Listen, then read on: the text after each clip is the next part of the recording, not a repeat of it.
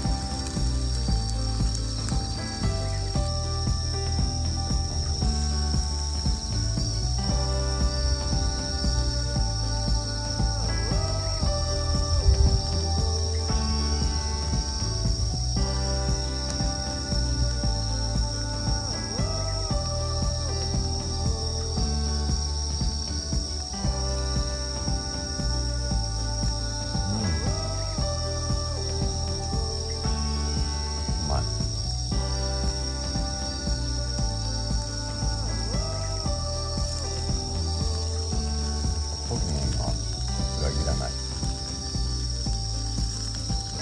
まいっすわ。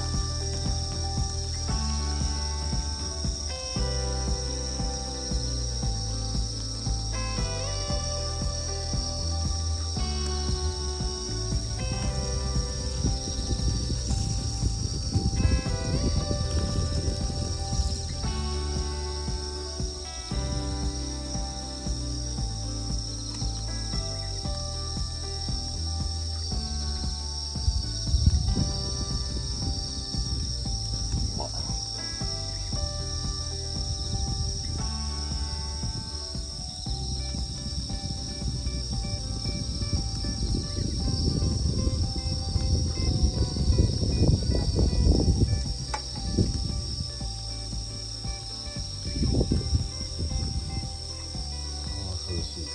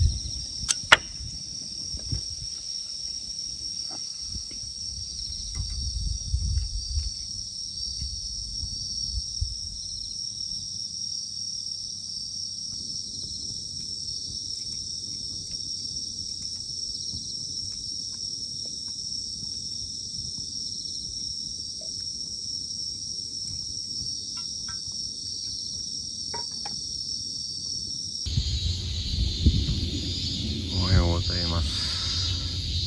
起きました。今朝の9時半ぐらいかな。ちょっと今日は風が強めです。なるべく早く撤収したいと思います。今昼の12時ぐらいかな。空は曇ってます。撤収作業もほぼほぼ終わって、あとはもう中のちょっとした荷物とテントを畳むだけって感じです。まあでもだらだらとのんびりと撤収しようかなと思ってます。さて撤収完了です。帰ります。